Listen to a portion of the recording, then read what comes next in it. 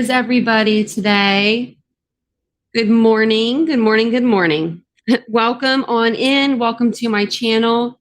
If you are new here, welcome. We are a true crime channel. We talk about true crime. We mostly do, up-to-date cases, but I am going to start doing some cold cases as well. So if that's something that you might be interested in, please hit the subscribe button below and hit the like button as you guys are coming in. If you could, please, that way more people can enjoy the video. The more likes we get, the more people that, it goes out to. So anywho, hopefully everybody is having a great Wednesday morning. It is Wednesday, right? Yeah. Some days, your girl is off on her days. Like last week, it was terrible. It was really, really bad. So I do have it on the chat on subscriber only mode because I am still a small channel, so I don't have mods. That way, the bots don't come in and overtake the chat as we're just chatting it up, So, and I think that you don't have to be a subscriber for any amount of time. I think it's for any duration too. So let me know what you guys are doing today. Are you guys working? Are you at home? Are you cleaning? Listening while you're cleaning? I do that often. When I am cleaning the house, I'm always listening to somebody on YouTube, it seems like. Good morning, Boomer Rumor. I love that name. Good morning, Lady Justice. Good morning. So if you guys didn't catch last night's live, we went over the Nancy Grace podcast and what else did we go over? We went over so much stuff, I feel like, every time. So we went over the Nancy Grace podcast, and then we went over the News Nation's coverage of the glove. We had talked about that glove on this channel before, and I guess a lot more channels are picking it up now, and they're starting to talk more about it. And I actually saw today on another channel where they were disputing the exact time that the glove was actually placed there. And I'll have to look at that video later on and see, how true that is.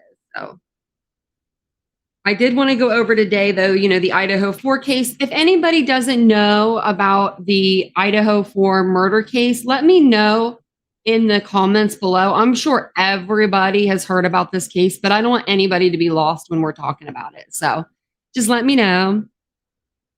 Yeah, you're right, Boomer Rumor. Yeah, anybody could have lost that glove. And I think that could have been what happened here. It could have just been somebody that was, maybe crime scene help or police. But you would think that if they lost their glove, they would know.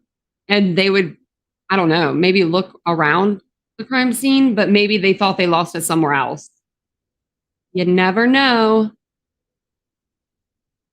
Sorry if my voice sounds a little scratchy this morning, too. I feel like in the morning sometimes, if I don't talk a lot before I come on, my voice is a little scratchy. So excuse that. Also, I wanted to let you guys know we do have a membership tab now, and we are starting to get a lot of good members in there. I'm so excited about it. So I am going to drop the link really quick in the comments below. That way, if you guys want to join, you get anything from exclusive videos, lives. I can help you either build your own YouTube channel, grow your own LLC, or start a boutique company, because I'm all three of those.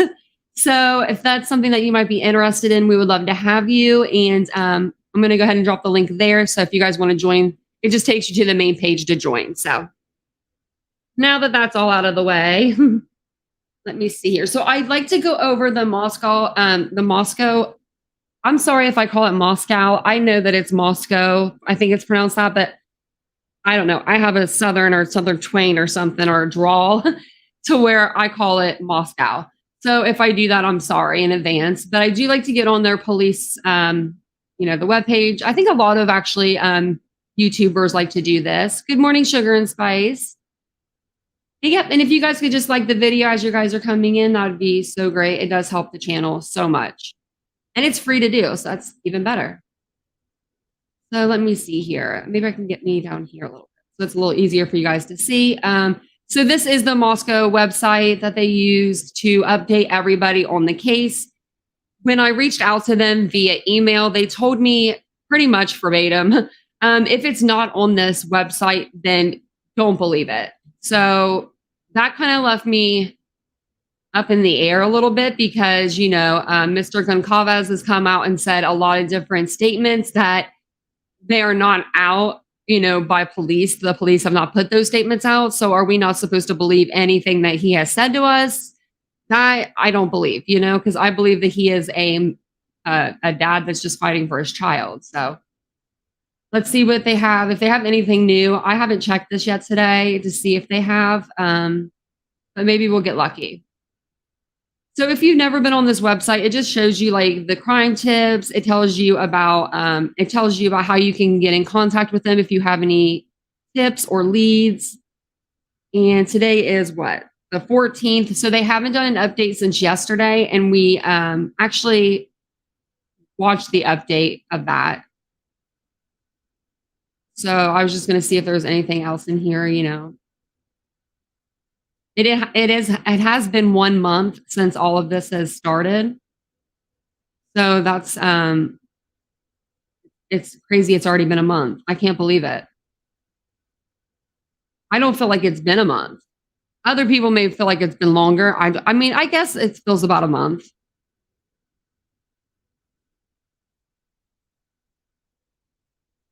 And I haven't read this before, but it says rumors and speculation have also affected the families of the victims, friends, and fellow students.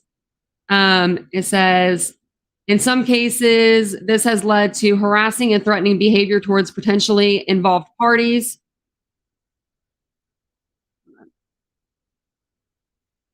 Okay, that doesn't make any sense. Because it's like involved parties, it makes you feel like they're involved in this case. When I read that, anyone engaging in threats or harassment, whether in person, online, or otherwise, needs to understand that they could be subjecting themselves to criminal charges. Well, I know, I know somebody that's been doing that.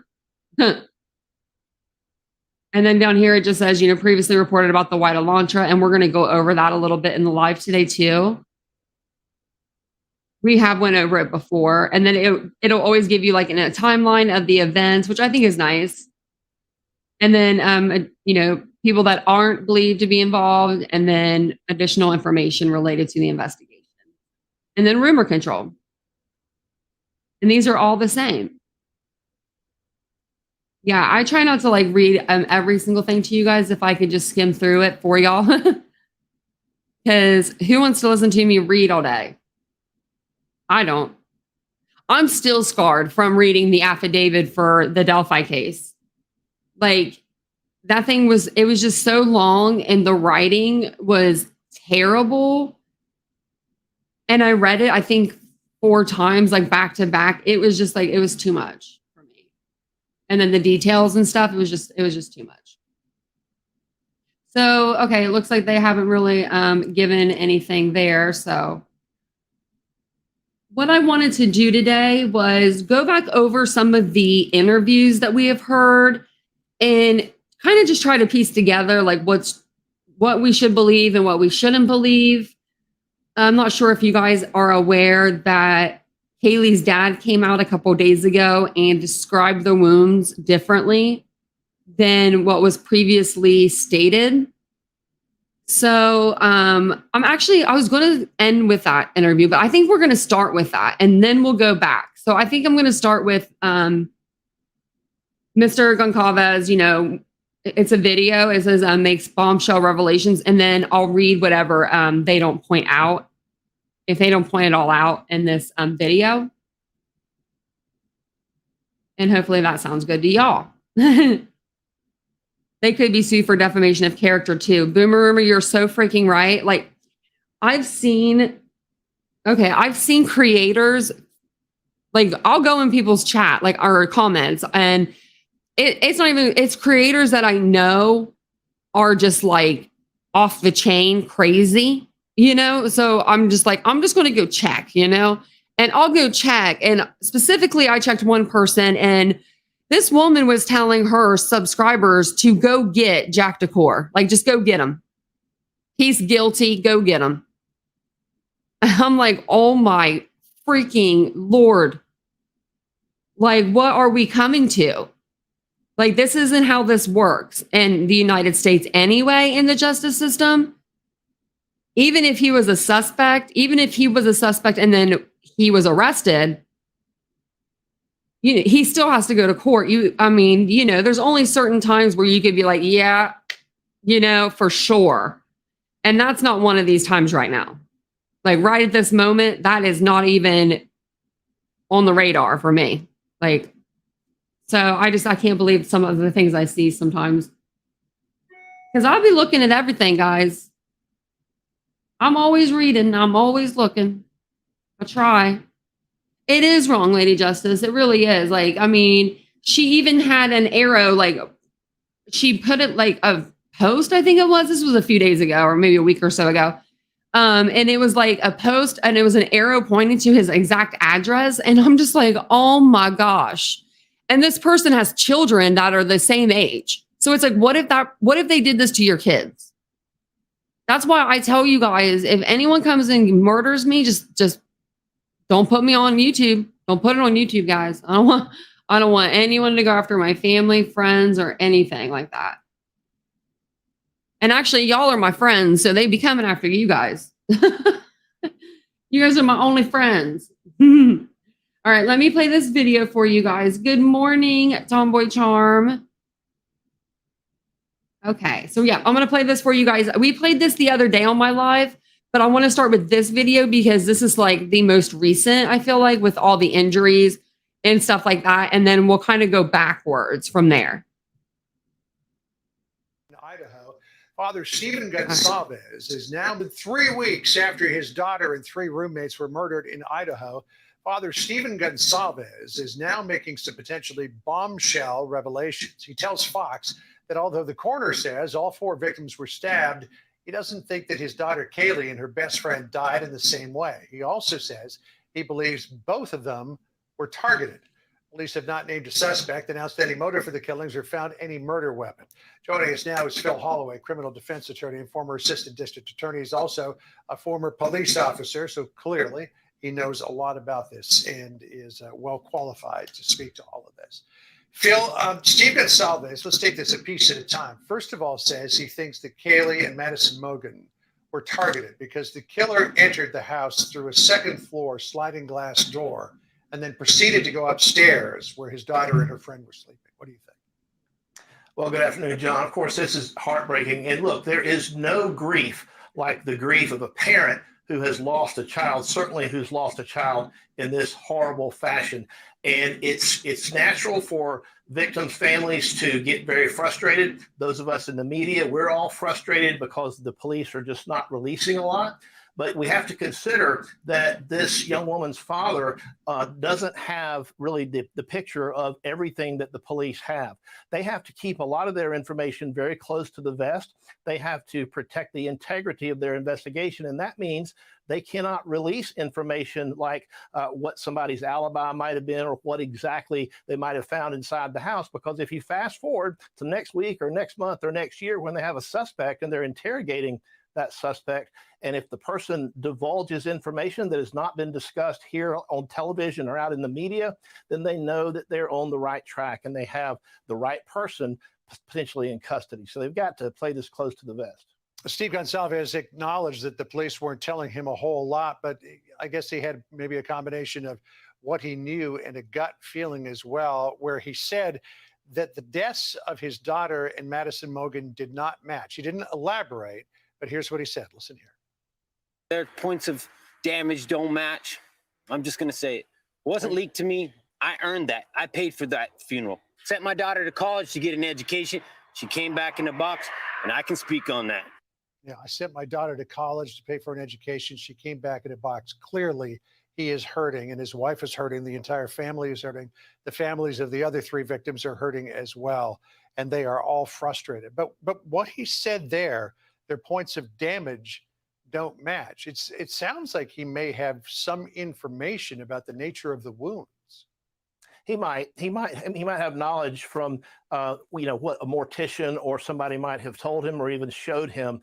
But we have to consider that when you have 4 people that were involved in, a vicious knife attack like this and that died, we wouldn't expect all of their injuries to be the same. So what he said, while it's very interesting, we have to know the rest of the context to figure out what exactly it might mean. This is what I kind of think that means. You know me, I like to say things before I forget them. But I think that what it means is he probably did see their bodies as a parent. And he is like a parent to Maddie just as much as he is to Kaylee. And I'm sure that maybe they went together, those two families did, to view the bodies. So I wouldn't put it past, Steve to have seen the bodies themselves and have hit that assessment. You know what I mean? And yeah, and then he has the autopsy report on top of that also to read.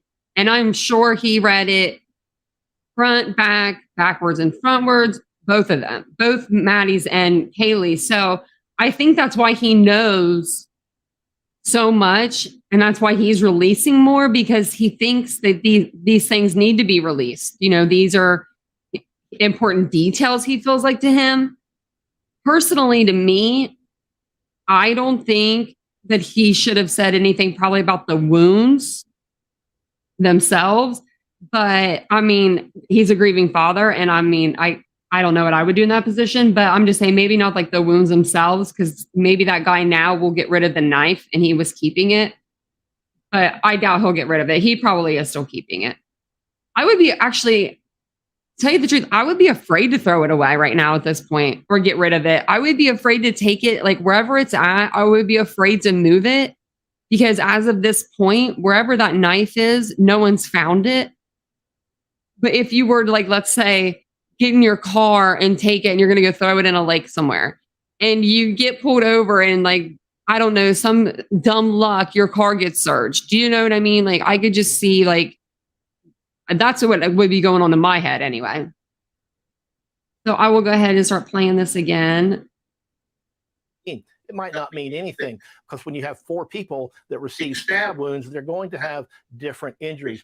Look at it like this. If a killer comes in that side door and starts attacking one person, and maybe that first person doesn't fight back, but it awakens the second person, and the second person does fight back, you're going to have very different injuries. So the fact that the points of damage, to use his words, don't match up, it's certainly interesting, and it's heartbreaking as a parent to just think about how he must come across that information. But I don't think that really tells us much about what the police might know here, John. Yeah, I still can't wrap my head, Phil, around the idea that you can kill 4 people with a knife in a house in such a brutal fashion, and 2 other people who are in the house at the time don't somehow get alerted to it.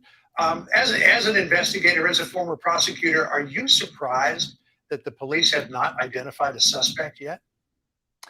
Well, I don't know that they haven't. Maybe they have. This was a complex crime scene, and they've got a lot of information. And look, somebody was in that house from like 3 a.m. to possibly like 11 or 12 a.m. or 12 noon. So that's a long time for a person to leave information at the crime scene. And by that, I mean leave evidence. There's going to be palm prints. There's going to be footprints. These bloody crime scenes are just full of forensic information. And it takes time. It takes lots of eyes to take a look at this stuff, to send it to crime lab, to get it analyzed, and to get it back to investigators so they can finish their work. They're going to solve this case, John. Oh, let's hope you're correct on that point. Phil Holloway, good to talk to you. Thanks for your expertise. Appreciate it. You bet.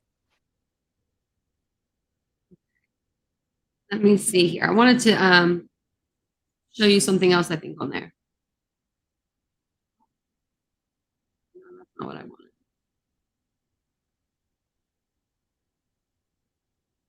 Maybe this is it. Oh, wait, actually, it was down here, I think.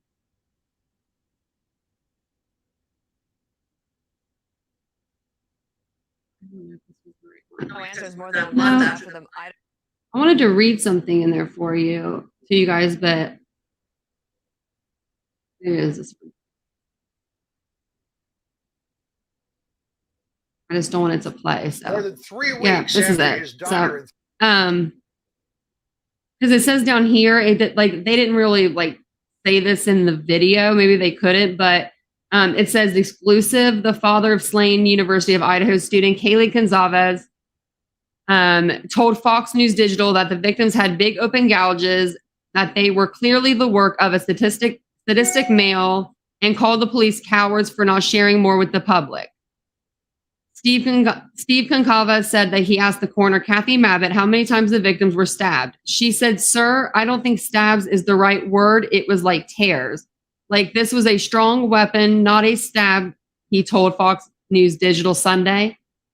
She said these were big open gouges. She said it was quick. These weren't something you were where you were going to be able to call 911. They were not going to slowly bleed out, he said. And I think that might be, and this is just my opinion, I don't know, but when you start, killing people with a knife, it's going to get duller the more people that you use it on. And I've always thought that Ethan was first, then Zaina. So maybe that's the way it was. And maybe the knife was duller once he got up to the third floor. I mean, as bad as that sounds. And that's why they were more like tearing, because it wasn't like strong anymore. Like, it wasn't as sharp when he got up to the third floor to the girls. That's what my take maybe is on that. And obviously, he probably saw those bodies before they were cremated. I mean, you have every right to. You have every right. Yeah, like the teeth marks, Boomer. Yeah, some knives have teeth marks on them, and they can really do damage. I think that they did say that this had a serrated blade too. But that's just, oh my God. Those poor girls. I mean, everybody, but if I'm going to go, I want to be the first, probably. It's just so sad. Like, I really can't even get over, like, even the candlelight vigil that they had, I still can't get over that. Like, I cried so hard, and I'm not a crier. I'm not a crier, and I really, really did. And then it just tells you down here, about the case and stuff. But I wanted to read that part to you. And then it says right here that Goncalves said his daughter's injuries definitely did not match Mogan's wound. They may have individually died from the same exact thing, being stabbed, but there are more details, he added. They're not even close to matching. The knife slashed Kaylee Goncalves' liver and lungs, he said, which I don't know who would have told him that part. I don't think that the mortuary would have told him that part. I mean, I don't know. Like, the more I think about it, I don't know about that part. Because they said upper body. Your liver isn't your upper body. Your lungs could be, I guess. Yeah. Marco DM said, yeah, the large serrated blade designed for stab in and pull down literally. Yeah. That's what I thought. Oh, thanks, Babs. Appreciate that. Yeah, that's what I was thinking too, that it was, yeah. I went to school for, and most of my Titan subscribers, my little Titans in here, they know that I went to school for criminal justice and applied science, and we had to learn about like some of this stuff, and it was so bad. But back then it was like, I mean, I was young when I went to college, 18 to 22 or something. Oh no, Miss Kelly, you didn't receive them? Oh wow. I'm gonna have to just like text you, or not text you, but put it on the message board. I did put it on the community post. That's crazy. You're not getting the notifications though. Just know, Miss Kelly, I'm gonna start going live between 9:15 and 10:15 in the mornings.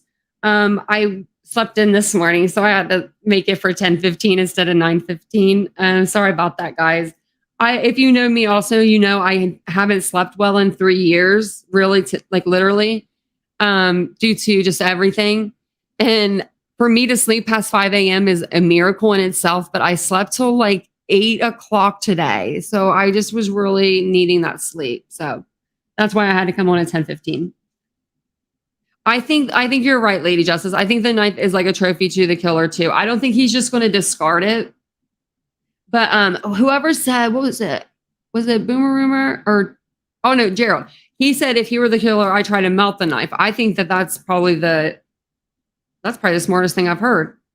Like, if you're going to try to like not leave it with it, you know what I mean? Like, if you could do something in your home with it, And then I think that was all I wanted to read there. Let me grab my drink.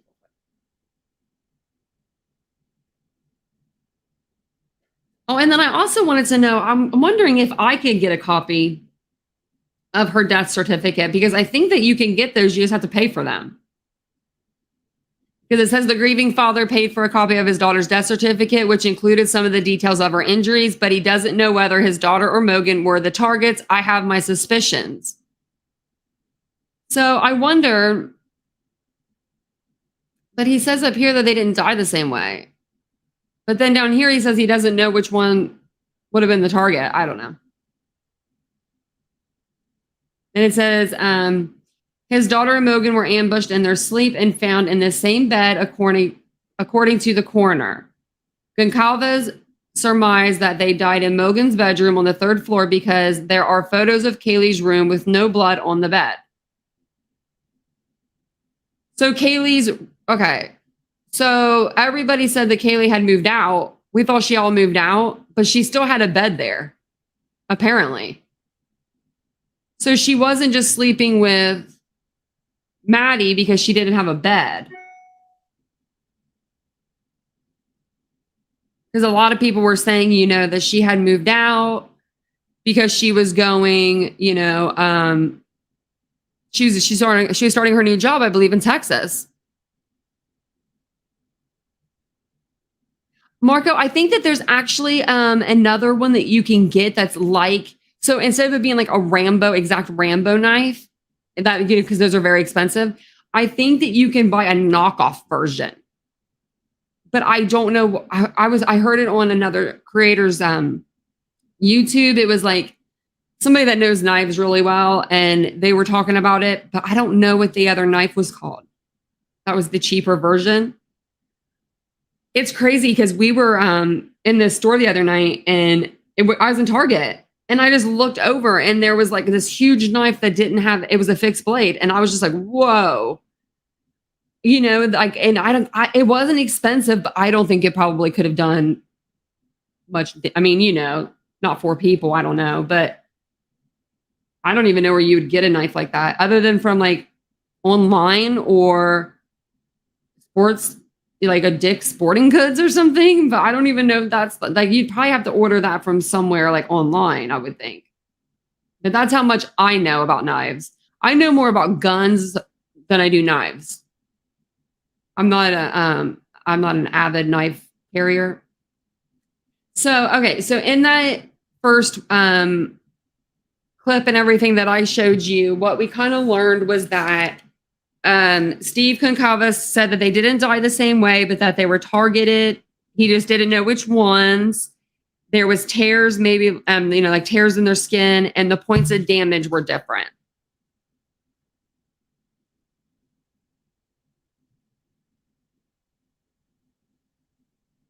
Which I wonder what he said, what's he meaning about points of damage are different?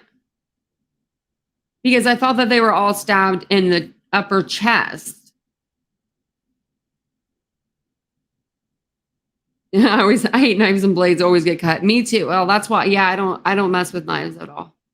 I used to have to cut up fruit at a restaurant that I worked at, and they always made me wear that safety glove so I wouldn't cut myself, because I would have cut my finger right off probably 100 times. Well, at least 5, because that's all I've got on the one hand.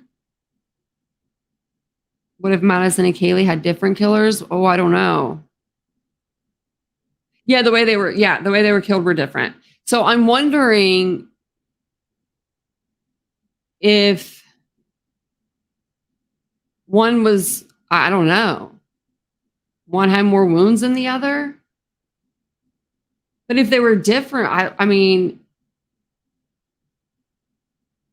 I don't know, because I've heard of things happening. Like I've heard of things with her neck, but in the coroner's report, or the coroner states there was no slashing of the neck. So that's what I was going to play next. I want to play this little clip. One of you guys told me to play this, and I was like, oh my gosh, they do say that. So do you guys remember? Because I'm just trying to I'm trying to do kind of like a rumor control also with this video, with this live. So everybody, well, not everybody, but a few people have been saying lately that they thought Yeah, okay, Marco, that's what I thought too. That's what the rumor was I heard.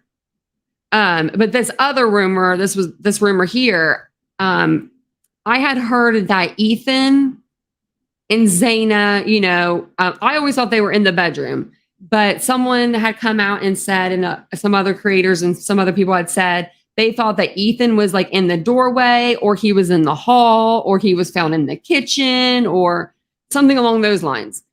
So in this interview, this is the interview that Ethan's parents did with this lady. I'm not sure her name, but they did an interview with her, and they specifically say that they were found in the same room. So I'm just going to play the end of that interview where they say that, and then I'm going to play another video for you guys. So that way, I think that they might have been like in the same room. Like technically, he still could have been in the doorway, I guess, but I'm thinking they were in the same room and they were like on that bed, just because of the amount of blood that was coming out of the house. I don't see that amount coming just from like one person. Personally, I don't know though. I mean, you do have a lot in your body, but you would have to be what's it called? I can't even say it right now. Exsanguination. Like you'd have to be like, that would have to be coming out so fast.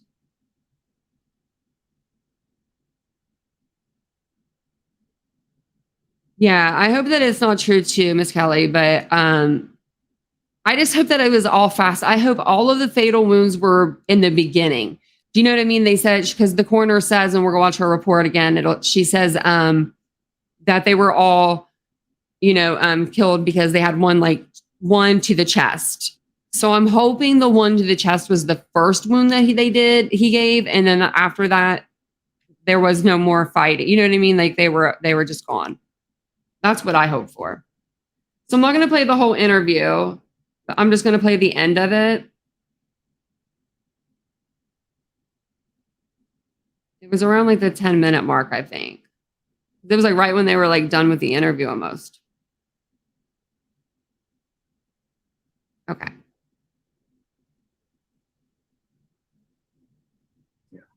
That these all of the kids were just really good, great kids. So, I mean, the light of the school, I mean, everybody knew them. One of them, I believe, was his girlfriend was also killed. Is that correct? Yes, Xana. Mm-hmm. Yeah, they were in the same room. And I think that's all the questions I have. So yeah, she just says right there that they were in the same room. So I wonder if they were in bed. That's what I think. I think personally they were in bed and Ethan got attacked first. And then maybe Zaina was on the floor or on the bed, but I think he went after Ethan first. That would be, I don't know. To me, it would be if he unless he didn't know Ethan was there, it would be stupid not to go after Ethan first, because that would be so big of a risk to go up to the third floor, walk in either the first floor or the second floor, go up to the third floor and, kill two people. Marco, you're right. She does look like her. The hair especially. She had like the prettiest hair. She was so pretty. Tomboy Charm, you got something for us? I'll keep this on my thing there. So yeah, this was the first interview that they did. I think this is the only interview that they did, other than like the one where they're like standing outside of the courthouse or whatever. And then I wanted to show you some other stuff. I'm just trying to see what it all is, because I had like so many tabs up. So this is what we just went over.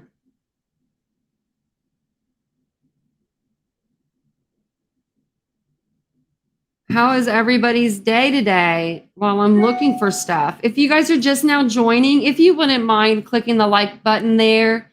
And if you want to subscribe to the channel, we would love to have you. I do have it on subscriber only mode in the chat right now, just so that the bots don't come and invade our chat while I'm, trying to find different videos to show you guys. I thought there was where was it? Oh, okay, hold on. I got to look it up really quick. I think I've lost one of my videos. Here we go.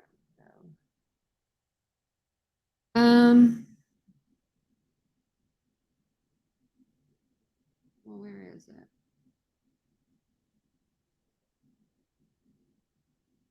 I'm trying to find the whole interview.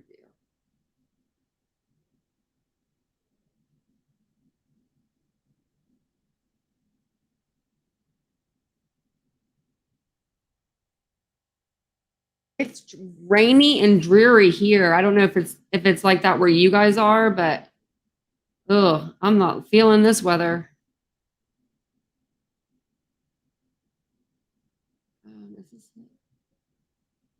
Okay, yeah. So I wanted to go over with a C, Mavitt. I wanted to listen to her again because she is supposed to be the person that looked at these bodies and worked on them and all of that, but she didn't do like the final reports. I don't think she had them. They sent them out to this. They sent Ethan, Zaina, Maddie, and Kaylee to Spokane, I believe, so that they could actually have proper evidence collection done and all of that kind of stuff. So I'm hoping that they're taking really good care. Well, I'm hoping that they took really good care of them while they're there, since they all, have been buried and or cremated by now. Actually, has Zaina had her funeral yet? Does anybody know?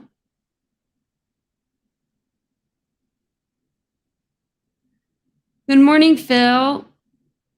We got a lot of new people in the chat today. I love this. Okay, yes, Marco. This corner is wildly speaking out. Never heard anything like this from an official before. And it's like she's not even really her corner. Okay, so she's a coroner, but she was voted in. So like I could go be voted in. Her degree is in like political science. I'm like, what? I'm like, I feel like I'm more qualified.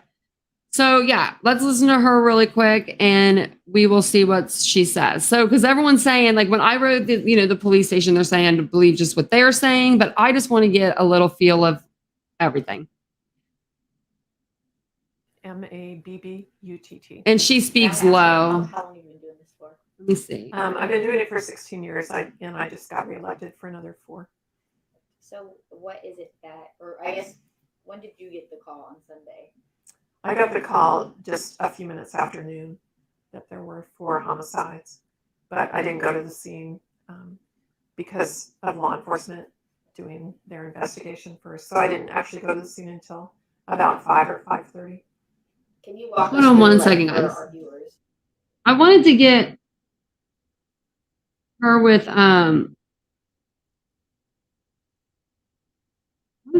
Ashley Banfield, but maybe we'll just watch this one. It's fine.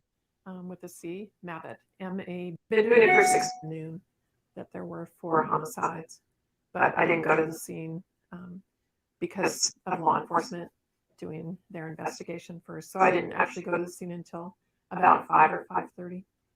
Can you walk us through, like, for our viewers, kind of the process between when police show up and then you guys getting the bodies and doing your examinations?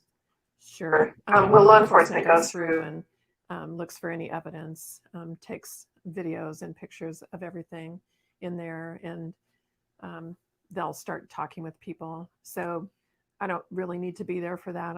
They can't move the bodies. I mean, the bodies have to stay as they were until the coroner gets there. So that's what my job is, to And look at then the bodies. As a coroner, do you guys do the autopsies and all that? No, we some do if they're an actual medical examiner, but we have forensic pathologists and we contract with Spokane to do that. So in your experience, what is it that you saw when you showed up?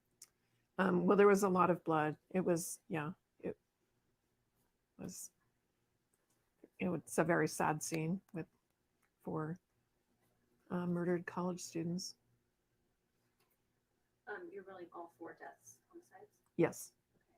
Okay. And can you give us a manner of death? I believe that the press release was that they were from a sharp object. So stabbings. yeah, I will know more after the autopsies tomorrow. And do you believe this could be like a murder suicide or? No, there are 4 homicides. 4 homicides. Okay. And when it comes to doing the investigation post autopsy, that falls on you, correct? Yes, it's my job to determine the manner and mechanism of death.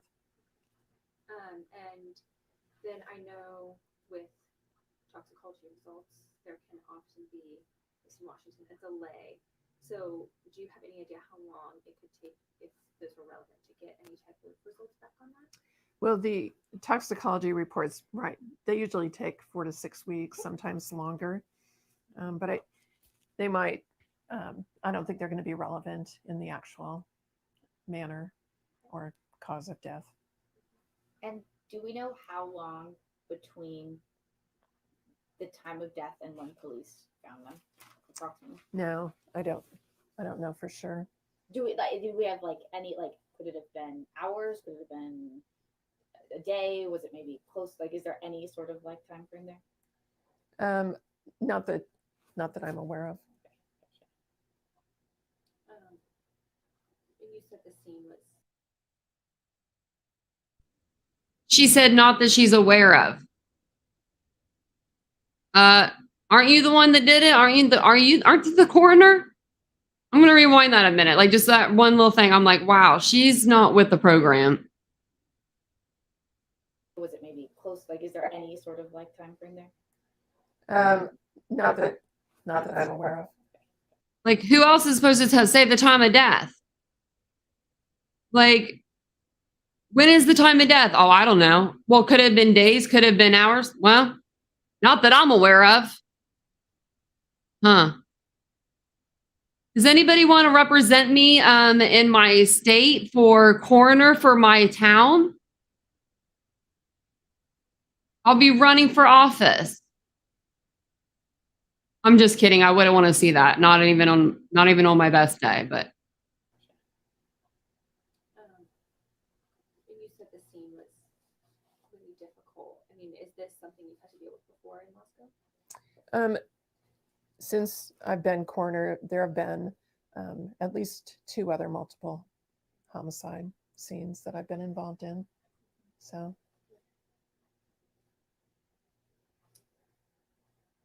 Would you say this is probably the most gruesome? Oh, it's hard to just single it out. It's the only one I've been to where there have been 4 people at one scene. There have been the other ones have had multiple scenes. And was anybody else injured, like any non-deceased people? Not that I'm aware of, but I wouldn't necessarily be notified either. Okay. I didn't know if that was like because the injuries could be similar that matter to you. Oh, right. Okay. Were the deceased all in close proximity to each other, or were they in different rooms? I don't know that I can discuss that. That was my next question too. So I think, yeah. Will we be able to get a copy of your report once it's completed? I'm sure it'll be. Oh, sure. Yeah. Yes. Okay. Just call. Yes. Okay. Yep. Thank you. Do you know what the time frame for that would be? It just depends on how relevant the toxicology report is, but Oh, okay. So- Okay. So it's like the 4 to 6 weeks. it could be. Yeah. What's up with the zooming in on her You're hands? welcome. Yeah, Thank you. We appreciate it. sure. Okay, yeah, she wasn't with the program, but I want to see one with Ashley Vance. Let me see.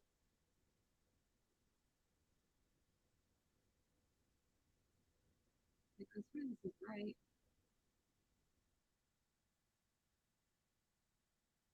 If I type in-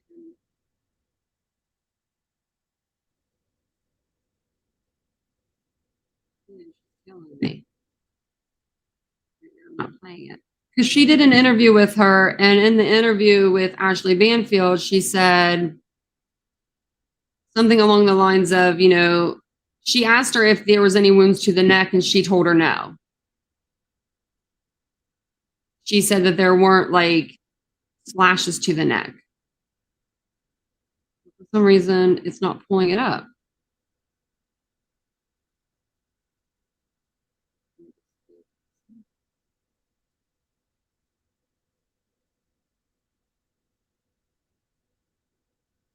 I don't know. Joining me now live is Rachel's son. She's a reporter. Okay, Joining me never now mind. live. Never mind. I guess I can't find it. That's really making me upset. But anyways, yeah. So, yeah, you remember it, Lady Justice. So, yeah. So she did an interview with Ashley Banfield, and I don't know why it's not pulling up. Maybe if I just like Google it.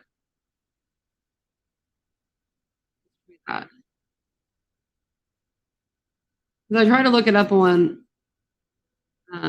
Face or YouTube, but it didn't say anything.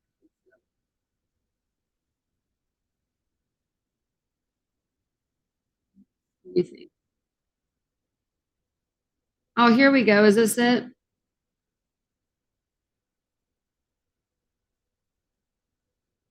Well, this is like a part of it. So we'll see. Here's a commercial. So let me pause it and give it to you guys so you guys can see it. Hold on 1 second, guys. I think my dogs are doing something ornery. Hold on 1 second.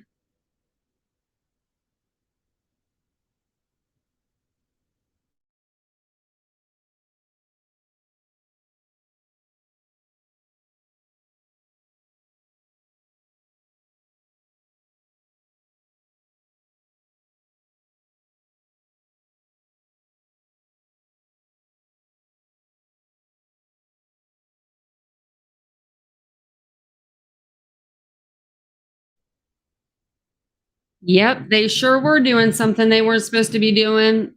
They were in there eating the cat food. I have a Weimaraner. Okay, so you can see my picture right now. The gray dog, she's huge. She's 6 foot so on her back paws. She likes to get stuff off the counter. And then her other little sister over here, the brown one likes to just, follow in her lead because she isn't as tall, but she has the hops to, cover it. So yeah, they're a package duo and they act like sisters. They really freaking do. And it's funny, but it's like, oh my gosh. One time they chewed up something on my live and I about cried. And I'm like, why are you going to be upset about that, Tanya? But I really was so upset. I was like, oh my gosh, it was like my gnome, my little Christmas gnome. Okay, let's pause or mute the commercial there. This is just like a minute-long video.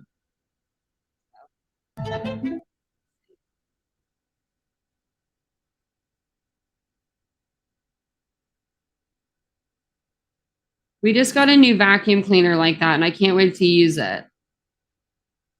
I don't know if it's like a shark or something. Night or early in the morning, so it seems likely that maybe they were sleeping. Were they found in separate areas of the house? That hasn't been disclosed yet. Can you tell me, when you say that they might have been sleeping, were they found in beds? Yes. And so can you tell me if there were multiple stab wounds per victim, or were these sort of, individual lethal stab wounds that may have been less in number, but more in lethality? There were multiple stab wounds. Yes, on them. So, and were there? Go ahead. And most of them had just like one that was the lethal stab wound. Yes. Can you describe what that one might have been? But they were to, the fatal ones were to the chest area or the upper body area. Were there, and I only ask this because it sometimes determines what kind of a crime this was, a crime of passion, a random crime, a fight, a struggle. Was there, were any of them slashed? Were any of their necks cut? Or were these all puncture wounds? Well, it was a pretty large knife, so it's really hard to call them puncture wounds. And they were definitely stabbings. And I mean, it has to be somebody that's pretty angry in order to stab 4 people to death.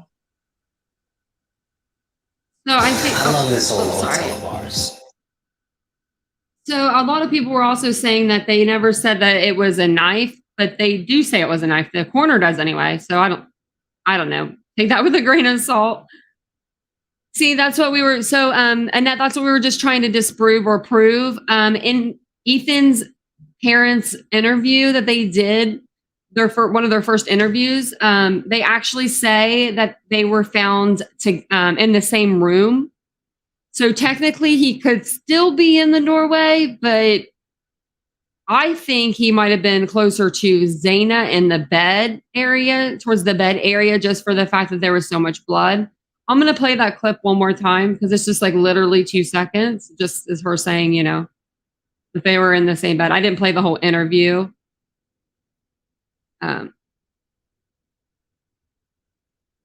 Like right here. The light of the school. I mean, everybody knew them. One of them, I believe, was his girlfriend was also killed. Is that correct? Yes, Xana. Mm-hmm. Yeah, they were in the same room. And I think that's all the questions I have. But I really do. Yeah, so she just says that, you know, they were in the same room. But I mean, technically the doorway could be the same room. So I'm not sure, but I just wanted to see it. Like, I wanted to put that out there because we're just trying to kind of see what the injuries were like in the beginning compared to what they are saying kind of like now. Just see like what matches up and all that stuff. And then I was going to show you this interview. And then,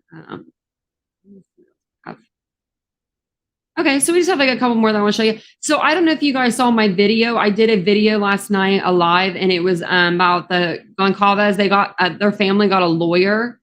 And we went over the video last night, and I was going to play it again today, but I found another video that is like I think it's the lawyer talking to one of the news outlets.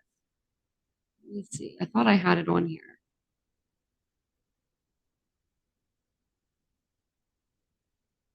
If not, I'll just play that one again. Might have been. I don't know. We'll find it. If not, I'll play this one again at the end. So let me go ahead and share this with you. If you guys are just now joining, if you wouldn't mind hitting the like button as you guys are coming in, that way more people can enjoy the video. And if you would like to, you can subscribe to the channel. We have a pretty awesome channel here, I feel like. I feel like we have an awesome group of people. We really do. I never have to worry about like really anything going on. Like, I love that. Because you know what I mean? Sometimes you just don't want to be messing with stuff. So this was, this one is the one that a lot of people have seen. And I just wanted to play it. Let me see here.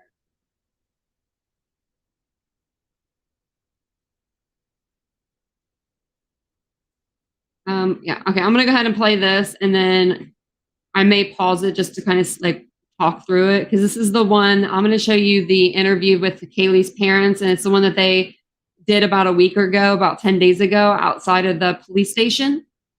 So I don't know if you guys have seen this one or not, but I'm sure you guys have, but I think that it's just kind of useful and helpful. It might be helpful to go back through it and watch it the second time. Especially since we know what her injuries were. You know, he said just in the interview a couple of days ago that they were tears and gouges and stuff. So I just wanted to play this interview again.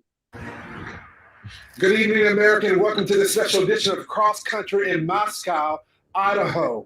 Tonight, we are in front of the Moscow Police Department. And you may be asking why. It's been about 3 weeks since the horrific stabbing death of 4 college students at the University of Idaho. 3 weeks since we lost Zayna, Maddie, Kaylee, and Ethan. 3 weeks, and still the police have no suspect or person of interest. The community has been left in limbo, left with more confusion and more questions. We are on the hunt for answers for them. Moscow deserves answers. The students of the university deserve answers. These 4 young innocent victims deserve answers, and so do their families. So let's start there. Joining me now on set, the parents of Kaylee Gonzalez, Christy and Steve Gonzalez. Thank y'all so much for being with me. You guys have been so transparent and strong for the public. Christy, you called the person that did this the boogeyman. Yeah. What did you mean by that? It's literally like what nightmares are made of. Like when you're a little kid and you think of the boogeyman, that's just how I feel. Like that's just the horrific details of everything. Them just having a good time, going home and going to bed, and this happening to them. Your best friend crawling into bed. Just crawling in bed. Every and girl the in boogeyman America comes. knows what that's The like. boogeyman doesn't, meet you at McDonald's. I mean, the boogeyman comes and snatches you out of your bedroom. Steve, we've been talking. I've been talking to folks in the community. You said something that stuck with me. You said, until this person is caught, you can't sleep in your bed. No, I can't just lay in my bed and do nothing. That's not the way I raised my family. That's not the way I raised my girls and my son. You don't be a victim. You stand up for yourself and you do everything in your power to make sure people hear you. And they're gonna hear Kaylee. They're gonna hear Maddie. They're gonna hear these. The other 2 as well. Yes. All of them. I'm careful saying anything about them because I need to be careful because I can't speak on somebody else's child. But these 2 girls, I'm not trying to be a glory hound, but these 2 girls, I'm going to do what I can do. And we're not being victims. We're going to fight. We're going to figure out how to make sure that we hold everybody, accountable, and we keep eyes and attention on this and get this thing resolved. Steve, you have made it very clear to our audience that you are supportive of law enforcement. You support the investigation. But recently, I've been watching and talking with you, and you're getting frustrated. What does that frustration come from, sir? They put certain people between you and the officers that are making things happen. And those people are like lawyers and they don't want to say anything. And they don't have the guts to come up and be alpha and be like leaders and say, hey, we might say something that's wrong. We're going to take that hit. So the officers, they look me straight in their eyes. The lead detective looked me in his eyes. I have no doubt he's working as hard as he can. But somebody isn't communicating. There's nothing being released. It seems like they're trying to suppress the story. We want to put rewards out there. Like, don't do that. Yeah, I get it. Your town doesn't want to have reward posters posted all over when you come and you do your rush. You're not going to get a lot of students if they see those things. But this community is not going to heal until this guy's pulled off the streets. It ain't going to happen. Think it through. It's not going to happen. He has to be off the streets. We all are working for the same thing. When was the last time y'all heard from the police? Thursday, we looked at our phone records. We want to be accurate. We don't want to sell anyone out. about 3 o'clock on Thursday. And did y'all get an update from the police about the investigation? There was nothing. We have no updates for you. There was no update. They needed me to sign a waiver form so that they could investigate something. Some mail. That was mail related. So we're working with them. We're not selling them out. We love our law support. The FBI, everybody that's here. We just have no information as family, and it gets tough day after day after day. I mean, every day you just wake up and think today's the day. We're going to hear something, and you see these, oh, there's a break in the case, and it'll just be something stupid. The sixth person on the lease that was never there. Stop playing games. This is serious. These are people's lives, and this is the future of this community. There's going to be 10,000, 15,000 kids that come into this community next year, or they don't. So be serious. I had the opportunity to speak to some of my sources, and I've been told that there were differences in the way that the victims were killed. Some were more severe than the other. And this week we heard the target attack walk back and then reverse it back to it being a target attack. What can you tell us about the targeted attack? They have told us that it was targeted, but they told us they can't tell who. We asked specifically, and they said, we'll try to get that information to you. And they got back to us a day or so later, and they said, we're sorry, we can't give you that information. But then a day later, we saw in the news that it was not targeted, or they think the whole house was targeted. But I'll cut to the chase. Yeah. Their means of death don't match. Maddie's They don't. and Kaylee's cause of death, it does not match based on the autopsy report. They don't match. Would indicate that one of them. He doesn't have to may go have up been the target. steps. Let's stop playing games, guys. I need somebody to step up and be an alpha. Be somebody to be a leader. Don't make me do it. I don't want to do it. He doesn't have to go up the steps. Their points of damage don't match. I'm just gonna say it wasn't leaked to me. I earned that. I paid for that funeral.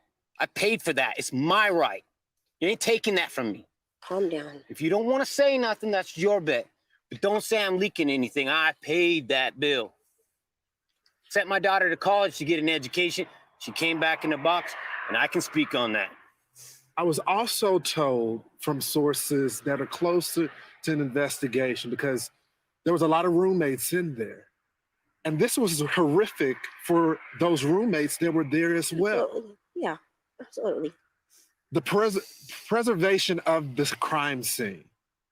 Witnesses tell me that it may have well been preserved because the phone was passed around between one of the fraternity members and the girls. One of them unfortunately witnessed the death, the body there. Can you confirm that? We cannot actually. We know nothing about that whole phone call. We've asked, and it's, I mean, I know that a lot of people want to know, but that's just not our agenda. We just are like, somebody called 911, somebody was reported unconscious. We don't really know. I mean, we've heard so many different things and nothing has been clarified or been told to us at all. And I mean, I don't know if I personally have asked anything about that. I don't know if you have asked that, but we know that this is getting 3 weeks in and it's starting to get, we don't want it to go cold. We're reaching out. I've reached out to friends down in California today that have connections that we're hoping to raise some money to get a reward, to get a private investigator. Third party. Why go the private route? Do y'all worry that at the end of this week that this case may be 100%. cold? We're scared. When you tell me you don't want a photo up there with the reward offering information, that kind of sounds like you're trying to like suppress the story. I mean, why do you not need help? But hey, I could be wrong. And you officers, I apologize if I'm wrong. Yeah. I want to, please forgive me. Please forgive me. But if you don't have the information, people do know. If they don't, then you know, the community, this is a community that is IT based. These guys live a digital footprint like we've never. All of us older people, we don't know how much that digital footprint could be helpful. So that's what we asked for. I hope like a DNA, a family lineage, if they could come out here and just start taking, this town is not that big. We could figure out this, and it might not be him. It might be a family member. We have family all going to the school together. You know, there's cousins, there's aunts, there's uncles. We could find this guy just with volunteers. Lineage companies where Put Idaho on the map. Christy, Steve, we're going to stay on this case. Thank you. We're not going anywhere. Thank you. You guys have been candid with us. We'll keep asking questions. Any resource that we have available, our audience is praying for you guys. Thank you. Thank y'all. It was big for you guys to come back to Moscow tonight. I know it took a lot of courage to do it, and I'm hoping we can get some answers for you. Thanks so much for joining me tonight. The way that her parents like thanked that reporter, it was so sad. Like, you know, just thank you. And oh my gosh. Yes, Sarah Sunshine. I love that he has that cute, well, his cat, I loved his cat before. We're talking about harsh reality. Because it's Siamese and I've I had a Siamese growing up from when I was 5 years old, my first day of preschool, until I was 22 years old. Maybe it was 20. I was 22. And so that cat, I mean, I love his cat. And then he got that cute dog. And I'm like, oh my gosh. I told my boyfriend, I was like, yeah, that's why his subscriber count's going up. I was like, he has the cutest dogs. But I love my girls. That's what I went out there yesterday because I said something about his animals in here, I think on the live, or maybe it was to my boyfriend or something. And I was like, nope. So I went out in the living room and I grabbed my two girls and I hugged them and I told them they were the best. They're the best girls. And I have a cat too, but he is somewhere. I don't know. I told him I was going to get him a cat tree to put behind my chair and then he could just chill behind me. And then that way you guys, because I'm usually on camera, but I haven't been the last couple of days. But yeah, that way he could just sit behind me and hang out. So let's see here. Oh, Adam, that's a good idea. Maybe he purchased it at an Army/Navy surplus shop. I forgot about those kind of things.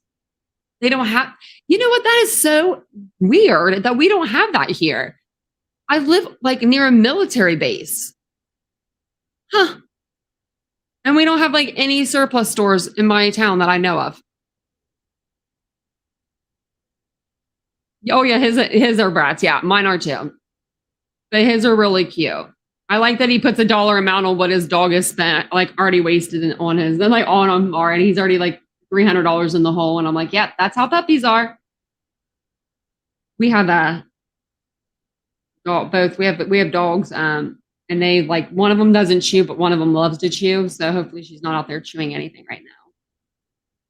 This interview, I forget why I wanted to show you guys this. I think it's because of the white car and all of that stuff. And did you guys notice that Mr. Goncalves, Steven, I'm just going to call him Steven. He said the same thing in his last interview about like the wounds that he did 10 days ago in his interview. So the interview that we just watched was 10 days ago.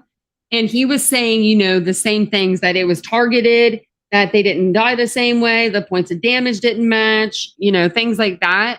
And then when he came out with this interview I think it was like 3 or 4 days ago, I think it was before he got the lawyer. I'm pretty sure it was like right before he got the lawyer, he came out with that other statement. And the only thing that was different is he described the wounds in more detail. So I don't think that his story hasn't changed at all. He's just adding a little more, you know, detail to it, which there's nothing wrong with that. I mean, if you're a father, I couldn't imagine. And as we're watching this, I'm going to check to see if there's any updates, but this is all about the latest update. Actually, let me see when this came out for you guys. This just came out like 15 hours ago. So I haven't even got to see this either. I don't know if you guys have watched this, but I didn't get to watch it. So I'm going to share it to you guys.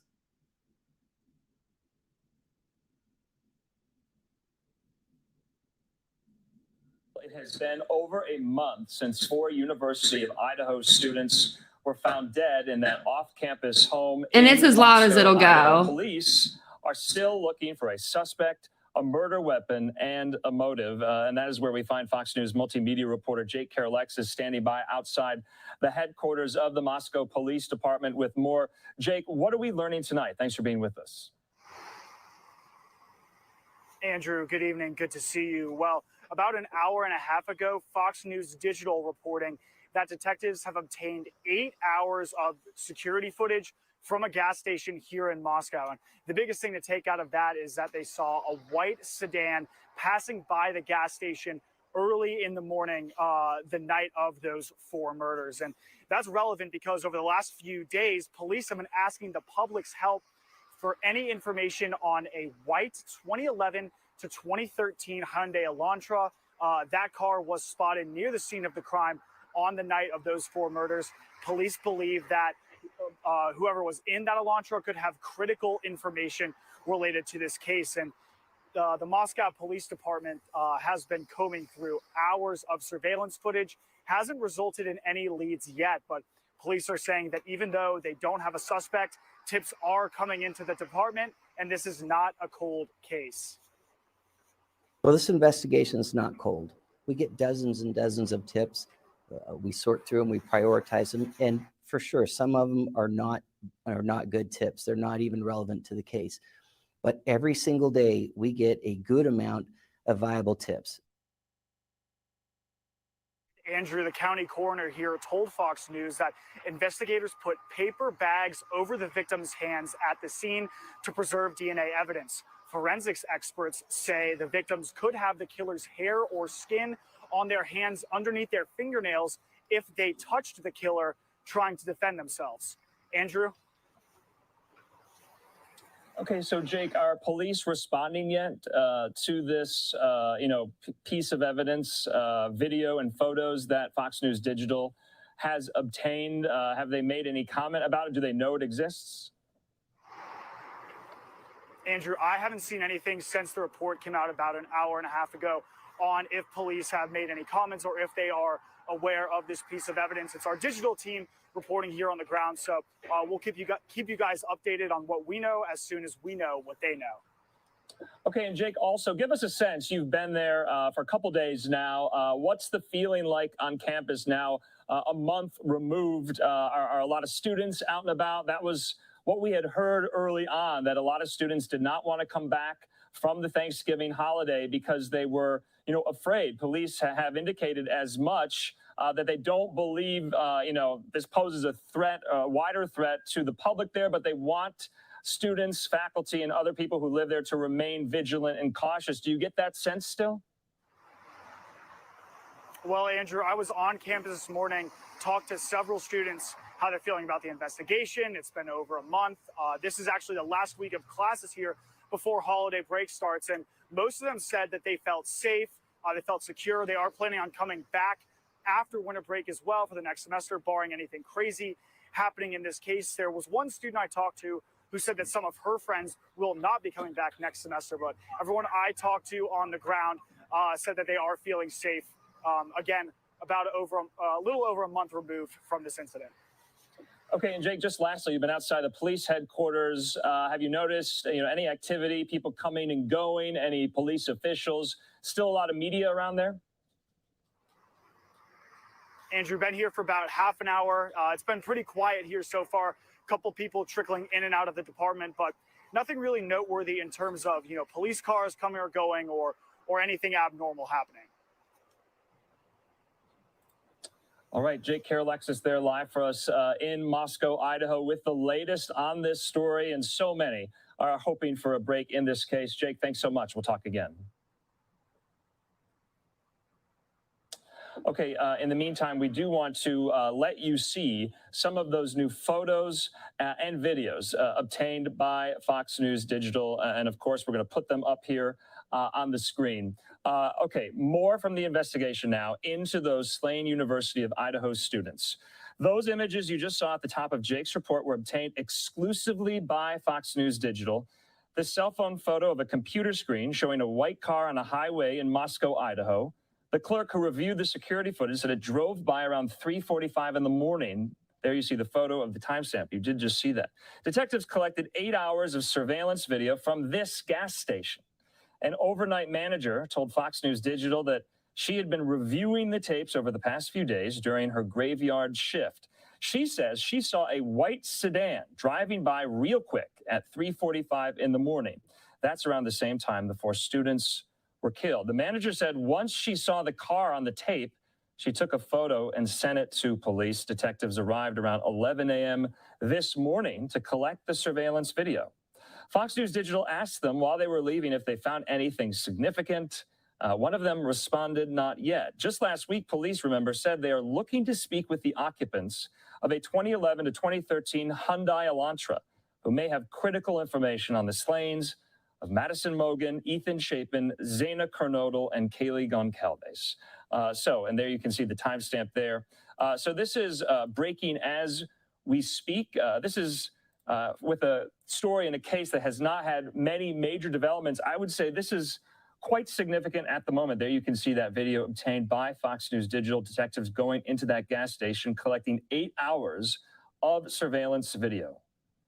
And so that overnight manager had been reviewing the tapes over the past few days on her graveyard shift. We know, according to police there in Moscow, a lot of online and amateur sleuths have taken up this cause.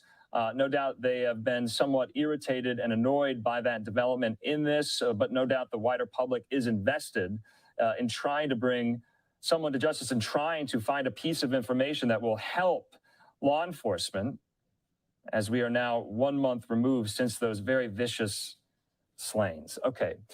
In the meantime, we do want to play out an interview now that we had. Live Now's own Andy Mack spoke with the family attorney of the Goncalveses as they want answers, as they are still mourning the loss of the death of their daughter, Kaylee, in this slaying. Let's hear what the lawyer had to say in this interview.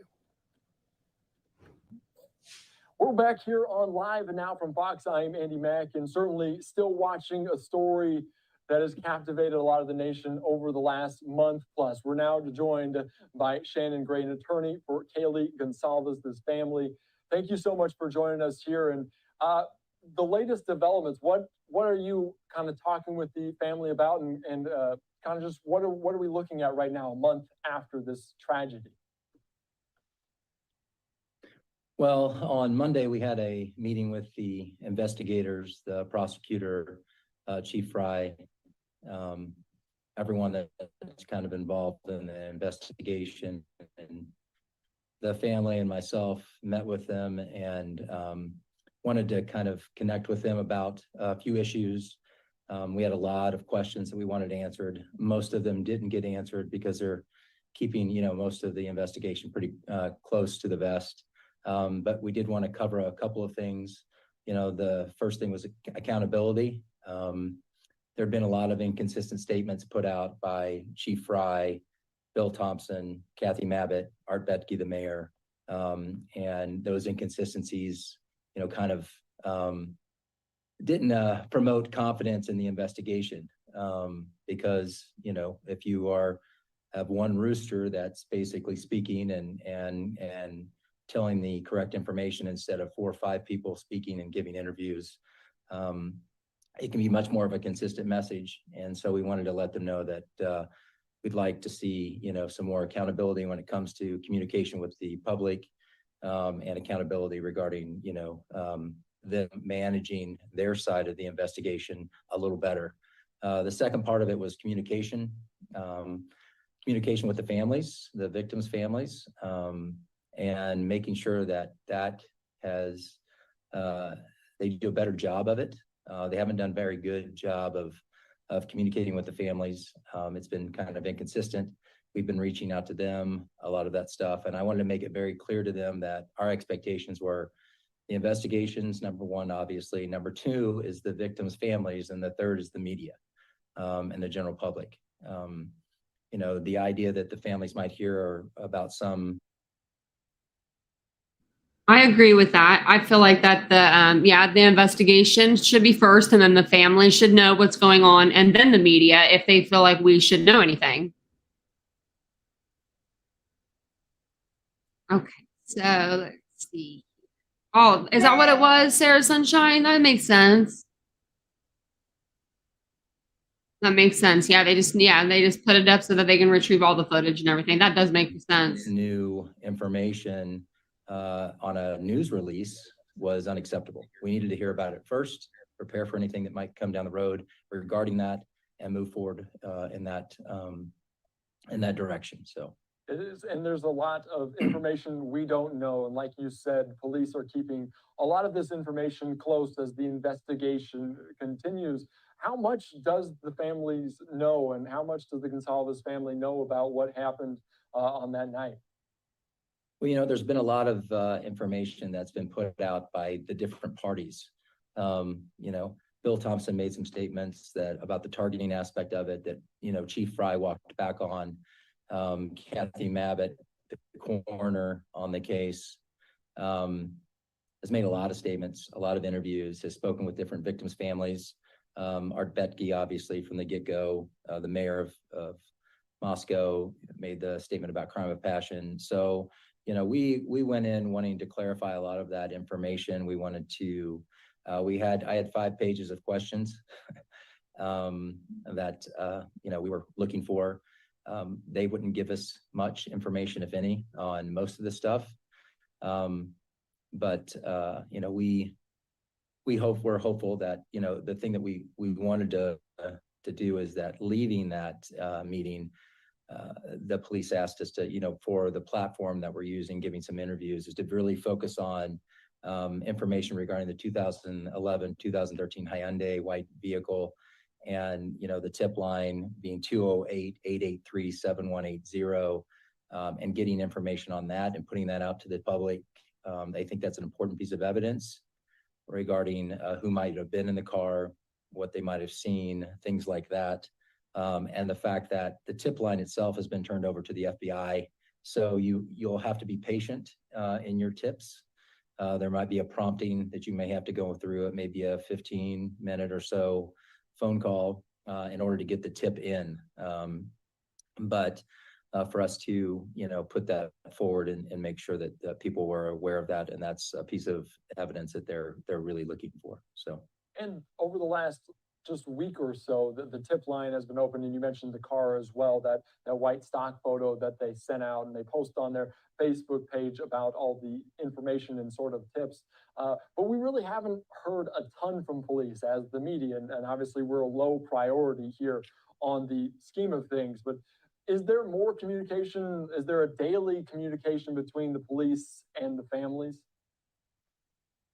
Well, that's part of it. I mean, there's a lot of questions that we asked during the meeting on why they're keeping certain information from the public, why they're not using the community more, and trying to find a suspect or a person of interest in the case. These are all investigative decisions that they're making, and we're going to hold them accountable for all of those decisions that they make. And we are, the one thing that people are very, we support the police, we support the investigation, we support everything about the people that are helping the investigation, but you also have to hold people accountable for the decisions that they make, and hold people accountable in every job. I'm held accountable for the things that I do. Everyone is. So you can be pro-police, pro-investigation, all of those things, and support everyone that's involved, but still hold them to a level of accountability. And so, as part of the communication with the family, that's part of the thing that we wanted to clarify. We wanted to make sure there's daily check-ins with the family, daily updates. If the family has a concern, let's say they see somebody posted some video online, and they're concerned about that. And we direct that directly to the police department, and they need to respond immediately. And the reason they need to is because maybe them getting back to us and saying, hey, that's just a bunch of fluff, and there's nothing that's there with that piece of evidence. It allows the family to sleep better at night. It allows them to, to move on with things and check that box and do those things. So we wanted to make sure that they were aware of that as well. And one thing I've been saying all along, kind of hand in hand with that, is that there are a lot of people out there that are trying to get their 15 minutes of fame, and coming up with ideas and theories and things like that. Especially, ones that are directed towards the families, any of the families. Number one, there needs to be a lot of grace and kindness that's put towards the families. This is a tragedy for them. It's a news story for a lot of people, but it's a life tragedy for this family and for all the victims' families. And so, a father or a daughter or someone making a statement, and then them running with that statement and doing different things, and twisting it in a way. These are people that have lost a sister, a brother, a daughter, and people need to, be aware of that and just be kind. And the reality of it is that the media shouldn't give those people platforms to speak. They're vile. And so the media needs to hold themselves accountable for that as well. If you are putting things out there and allowing someone to have a platform that's a supposed expert on the case, then you need to really think about what you're doing. So, and what good it's doing. And it's not good it's doing for the broadcast, what good it's doing for the investigation, for the families. that are directly affected and will be affected for the rest of their lives. It definitely is a very traumatic moment for the 4 families, but also the entire community in Idaho, Moscow. Certainly a small, close-knit community, the University of Idaho, the student body as a whole. But amongst the victim families, obviously you represent Kaylee Gonsalves and that family. Is there any communication amongst the families? Because we've seen different members of families speak out recently, and obviously as this investigation continues on, they're searching for answers. They want a little bit of peace of mind. How much communication is there amongst the families of these 4 tragic victims? Well, I mean, in our situation, you know, Maddie's family was very close with Kaylee's family, so they're in constant communication with each other. I do think that that's been a little bit of a how would I want to put it, some damage control that has to, you know, when you have an investigation and you put out the word targeting and you have sons and daughters that were there, and you don't know who the target supposedly is, or if it's a targeted house, or what, if it's even targeted at all, based on the information that's been released, that the families start kind of pointing fingers at each other, like, oh, well, maybe you know, they were targeting them, and why were they targeting them in some way? So I don't think it really helped bring the families together at all. It kind of pushed them apart because they didn't know anything about the investigation. And so, you know, you would think in a situation like this that all the families would be together, you know, Kaylee and Maddie's families are very close, but we haven't had much contact with some of the other families, but I've only been on it for about a week or so. So the history of the contact with the families, I'm not really sure on as far as how long or what type of communications they've had. So. Correct. Yeah, I wanted to ask that question. And I think the most recent development we've seen, obviously the police putting out the car, but we also saw some of the possessions of these victims being removed from the house. How important was that to the Gonsalves family to maybe get some possessions out of a potential crime scene and get it back to them? Well, I mean, it's, you know, you can look at it 2 ways. I mean, I think it was a big deal by the police, but I'm not sure it was such a big deal to the victims or the families. You know, these are belongings that were involved in a murder or surrounded a murder. And, you know, sometimes you have different emotions with that. Sometimes you want to cling on to those belongings, and sometimes you just want to push them away and never see them again, depending on if they bring up memories of those things. So is it good that they return the items? Yes, it's great. But I'm not sure it's something that I would hang my hat on as far as you know, they've done great. So. All right. And my final question to you is, as we continue on, it's been a month since that tragic November 13th early morning hours. What do you do from here? What does the Gonsalves family do? Do they continue to support police and hope for answers, or are there other things that can happen? What does it look like moving forward from here? Well, they've always supported the police. They support the investigation. They're hopeful and optimistic, as they should be, in these cases, and they're hoping that the decisions that are made by the investigators are going to eventually find the person who committed these crimes. And so, you know, moving forward, they're just supportive of the police and supportive of the things that they're doing, and they're hopeful that there'll be some answers. You know, I don't know what the time frame is on that, but hopefully there'll be some answers in the future, and just, you know, still just being involved in the investigation as much as we can. So, and I think a lot of people are looking for the answers. What is maybe the message that the Gonsalves family is speaking to police? Well, like, you know, I mentioned earlier, our first is accountability. We want to make sure that the police are doing the things that they need to do, and they're making the right judgment calls about certain things. We had a lengthy meeting with them on Monday, and didn't get a lot of the answers that we wanted, because they're keeping it close to them, all the details in the investigation. We pointed out a lot of inconsistencies that we thought have been put out to the public, and different things. We mentioned some other things to them. And then, the communication with the families. We wanted them to really make sure that that was a priority for the police department, not just our family, but all of the victims' families. And so, and then, the police are the police car, the car that they're looking for, the white Hyundai, making sure that people are very aware of that. And then my last was just the media holding people accountable for people that probably shouldn't be speaking about things, and offer some kindness and some grace towards all of the families. So. Yes, all of the families.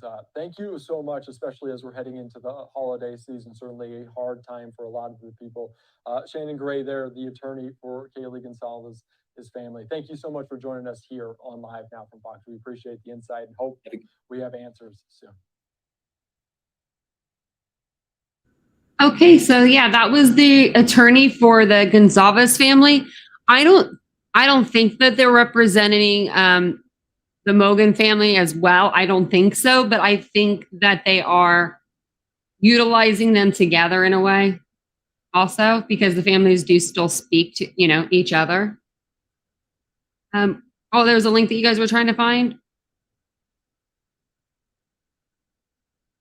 I don't know if I would have it. Because that was Shannon Gray right there. That was the attorney for the Gonzalez family. That's why I wanted to pull that up for you guys, because that was the latest one that I saw. There was another one where he had the interview, but I think that one was a little bit older. But yeah, it was actually 12:13. I played it on my last live, and this one was like 15 hours ago, so about the same time. Yeah, because it's like the 14th. So maybe he did this interview like back to back or something. But yeah, he seems like a pretty level-headed guy. I think so too, Pendizzi. Yeah, I think that it was a good idea going ahead and grabbing an attorney. It's easier to have one spokesperson, like they said, in the interview, just have one person kind of let them know everything. I do feel like the officers are giving us some information. I mean, I don't know how much information they have, but they do, have a press release that they do. They have come out and done like little articles each day to let us know kind of like what's going on in the case. I think that the family is just starting to get a little impatient because they want answers that maybe the officers don't have, or maybe they do have, but they're not all the way there yet to be able to come out with those answers and those, those details. I couldn't imagine being a family member of one of these beautiful, young adults that were murdered. I could not even imagine going through that, being a sister or brother or, an uncle, maybe an aunt, whatever it may be. Like, I couldn't imagine. And then there was one other one I wanted to show you guys too. And then I've done so many lives over this case. So if you have any questions, let me know in the comments and I can always try to answer them for you as well. We are going to start setting up like Sundays to do like case overviews for the week. Also, before I forget, if you guys want me to cover any other stories, you can always email me. My email is titaniumbuiltboo@gmail.com, or you can add me on Twitter @TitaniumBuilt. I also have, what else do I have, guys? Oh, a Twitter account, which I do post on my Twitter pretty frequently, a lot of case updates. So you can always follow me on Twitter, and my Twitter handle is @titanium_built. Unfortunately, it wouldn't let me keep it all the same.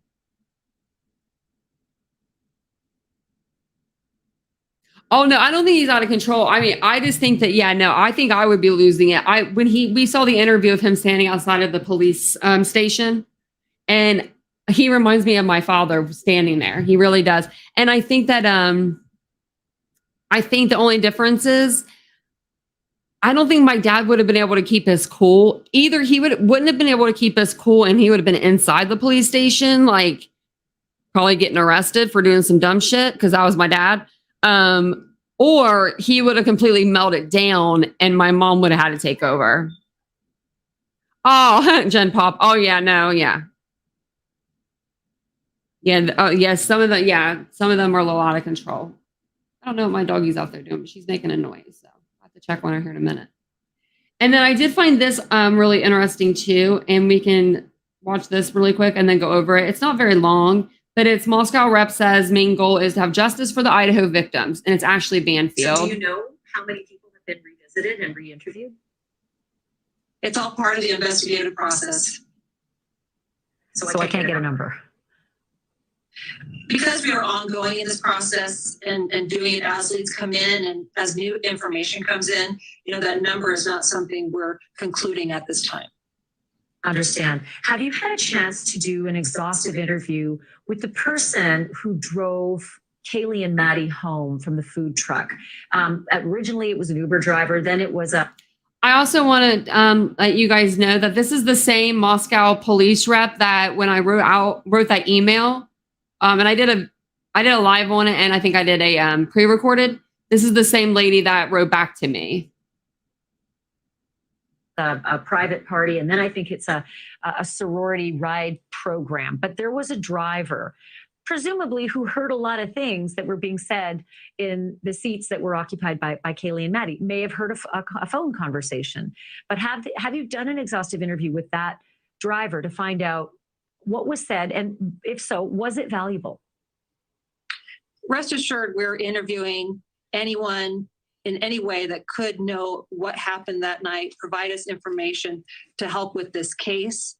No, that's just part of the ongoing efforts we're making. And again, we understand these questions, wanting to have answers, how hard it is for the families not to have them. But again, when we talk about these specifics, this information, we have to keep it safe. We have to make sure we're using information for the integrity of the case to make an arrest and ultimately go to trial and get justice. Sure. Understand. One of the former tenants in the home showed us a picture and also recounted that when he lived in the home as late as 2019, December 2019, exactly 3 years ago, he recounted that each of those rooms was rented separately, and thus each room had a keypad lock to enter. So it was almost like a communal living. Everybody would share the living room and the kitchen, but they effectively weren't, known to each other prior to perhaps renting the house. One of the pictures that we saw in the social media showed the room across from the kitchen did not appear to have that keypad lock. Do you know how many of those bedrooms had individual locks? Of course, we've been hearing all about speculation and questions about locks and so many other things about this case. And really the best service we can provide to the public and to this investigation is really to remind people that all the information we have that is appropriate for release, we have done that on the website and our official Facebook page. So we really ask you to go back and look at all that information. So as you're hearing things, cross-check it with that to see what we have released. Because if that has never been released, that's why I ask. I'm sorry, say again? That part has never been released. It's not on any press releases. It's never been addressed. And it's a curious piece of information, given that a prior tenant has testified to the press and has shown visual evidence that his downstairs bedroom door had one of those keypad locks. And he said every one of the tenants had one. So my question is just, did every single room still 3 years later have those keypad locks? And if not, which rooms did, which rooms didn't? Yeah, what I'm trying to say is that's not information we're going into at this time. We're focusing on the information that's really critical for the investigation itself. So I'll push a little further on that, fully respecting what you're saying, Robbie, and that is that Jeff Kernodle, Xana's dad, reportedly was at the home the weekend prior to the murders. Xana's mom, Kara, told us that he had worked on the lock just that weekend before. She was unclear if it was an outdoor lock or if it was an indoor lock, perhaps Xana's room. Are you aware of that information? And if so, how have you plumbed that piece of information with Mr. Kernodle? Well, investigators, of course, are working with any information that comes in, information about the house itself. We also have that family piece. liaison. Do they know about that piece? It happened on our air, which is why I find it's an important question. It wouldn't necessarily have been something that you were privy to unless you were watching that night, which is why I asked that question. Mrs. Northington, Kara's mom, said that Jeff Kernodle, Kara's dad, was there the prior weekend working on the lock. So I'm just curious if you knew of that information, and if so, have you been able to follow that vein? Remember, we're not going into specifics or addressing these types of things because we have to have the information we have and keep that close, because we don't want to put out something that could jeopardize this investigation. We understand that people want all these specific answers, but that's not our main goal here. Our main goal is to have justice for these victims and the families, and that's what we're focusing on. Thank you for watching. Go to newsnationnow.com to find News Nation. Okay, so that was Ashley Banfield. I love her. She's been covering this story since day one. She's been doing such a good job. I was going to read something on your chat, and I can't remember what it was. Oh, yeah. Jennifer said, Jennifer M said, how long ago did the other roommate move out, and why did they move out and not take their name off the lease? That I don't actually know. So if anybody in the chat knows and they want to drop the answer in there for her, that'd be great. I really don't know. I was thinking maybe they graduated or something. It's so crazy. My dogs are out there barking, and they weren't barking the whole time the video was going on. They're nuts sometimes. Hold on one second. I'm just going to holler at them.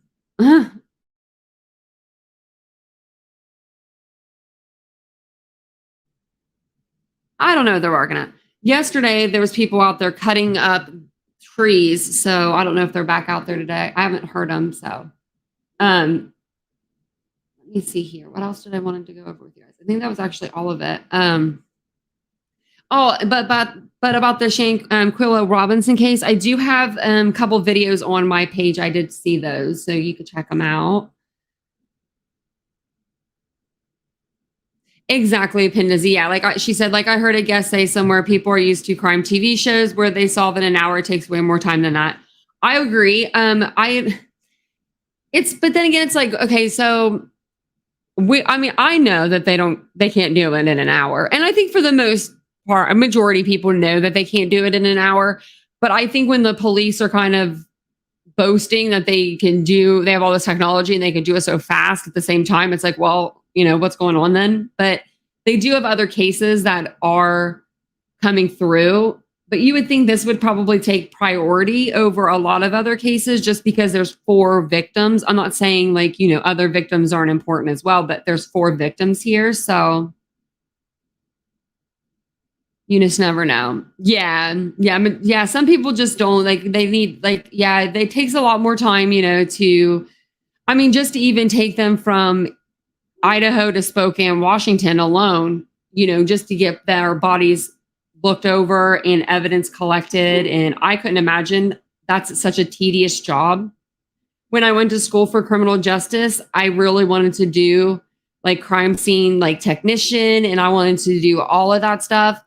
And then I realized after I graduated, this is so bad of me, that I'm not a tedious worker. I can't do the tedious stuff. I'd rather be up moving around, moving and grooving, those kind of things. It's even hard for me to kind of sit and do a video sometimes because I'm always up just running around. Yeah, that is a fixed blade. They did say though that, the coroner, she called it specifically a knife earlier in the interview, but it could be. And that could be maybe there's multiple weapons. They are there. They haven't said there's multiple, but maybe he had the knife and then he switched over to something else. And that's why when Steve Gonzalez says that there's differences in the wounds, maybe that is why.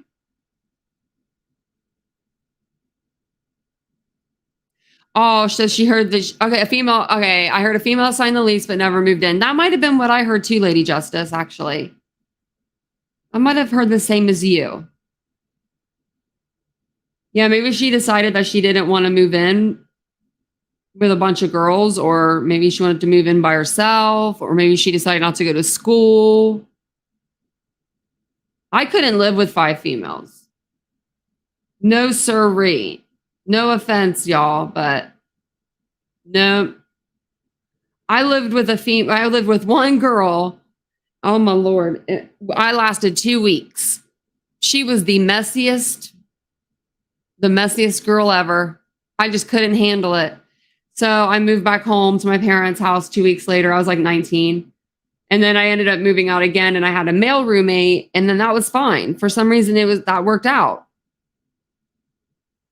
Like the DNA lady on Interview Room, she was amazing. She had offered Moscow her assistance, and if they reached out, I hope they do. The lady that can pull DNA off anything. Oh, I hope so too. And I hope that if not, they'll definitely consider, genealogy, maybe something like along those lines. If the person isn't already in the system, maybe they're in one of those 23andMe kind of databases, or a relative of them are. So there's always a way to be able to figure something out. I feel like, especially with today, like in the technology, nobody's getting away with anything. You breathe wrong and they're going to know. Like, it's insane compared to, 20 years ago, 10 years ago, even. Like, let's just think 15, 20 years ago. Okay, so that's all I do have for you guys today. I don't have any updates on any other cases. I believe Leilani goes to court, Leilani Simon, for Quentin Simon's, murder. I believe her first court date, or her like next court date, is I think January 11th. So we won't hear anything from her for a while. I will do an update on Shanquilla Robinson, because I know there's some stuff that I haven't put out in my videos, because I haven't done a video on her in almost a month. So I know that there's a lot more information I'm probably missing. Let me think here. I haven't heard of anything since the excavation, since they went for Michael Monkey Vaughn. They did the ground penetrating radar in the neighbor's yard, and there was nothing. They didn't find anything over there. So they're kind of back to seeing maybe what Sarah will tell them. I don't know what they're going to do. I'm not sure where their next plan is, or what their next action is. But I do love the officers that are involved in that case. I think that they're going to get stuff done. What other cases are we covering right now? AWP, Jared Lysick, he went to court. He's not been fingerprinted. He has an his next court date, I'm not sure when it is. It's been very under wraps, so I'll have to see. We are. Some of us females are terrible to each other. Let me think here. I'm trying to think of the other cases. Oh, so did we find out what the contempt of court was for her mom? No, we haven't heard anything yet. So there's been a couple other creators that have called to even ask what the charges are, and they're not telling nobody anything. So she went in. When did she get arrested? 2 days ago? So I don't know what they're even able to hold her on. She should be out. If she's able to make bail, she should have already went to court on arraignment the next day. You get arrested, I don't know. It's just very strange. I did see that, Pendizzy. He said that Kylie, he said Carly's case is still being investigated, still open. That's so strange to me that they still consider it open when they have toxicology, autopsy, all the reports should be done. Unless they're dotting their T's, crossing the T's, dotting the I's, but I don't see them taking that long, so they must still be investigating something. I'm just not sure. I'm not sure what it is, but I will be sure to be on the lookout for it. I'm trying to think if there's anything I was missing out, but I'm sure there is, just because it's early morning, kind of. It's not really, it's noon now. We've been on here for 2 hours, guys. So, yes, I am happy to hear that too. If there is something that is hunky-dory in the Kylie Rodney case, I hope that it is settled. I really hope. I really, really, really hope it's settled. I I don't know what to believe anymore. But oh, thank you, TF. That means so much. Yeah, I think that with Kylie Rodney, okay, my only thing with her is, okay, all of these people that were fighting for her, they were fighting for her for so long. Now they're just fighting with each other. Like all these creators that are trying to be for Kylie. So I'm just going to sit back like I have been in the distance. You know, I made my one final Kylie Rodney like tape, you know, or my video. I wasn't going to, you know, keep milking a situation that I shouldn't have been doing. You know what I mean? Like I feel like that it was like a lot of times it was like beating a dead horse in a way. And I don't mean to say that as like, you know, the example, but people were putting out content that was just fluff. And it was not real. I just was getting lost in all of that fluff. So I'm like, no, but this is more, you know, when you see it on paper, and you see like, you know, Harsh, he wrote the police and they said it's still being investigated. Now that's something I can see and I can be like, okay, maybe there is something here, but I will definitely keep my eyes open or my eye open. I only have one. I have a prosthetic. funny joke for you there. Early afternoon, morning joke. So I will keep my eye out on it. But I think that, yeah, I'll probably see you guys either later this evening or tomorrow morning. Let me see what your comments are saying. So I don't think anything. She was wearing a smock. Yeah, she definitely was, just like her daughter.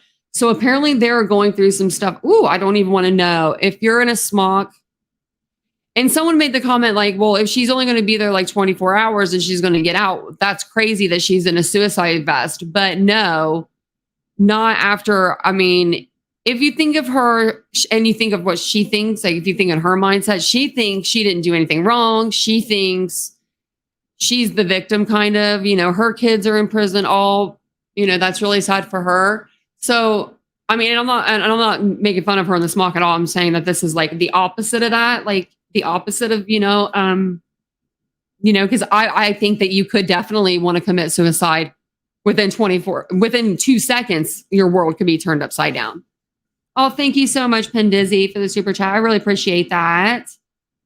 You're awesome, T. Thank you, girl chat. You're awesome too. Love the community here. Oh, good. We have a really good community here. We really do.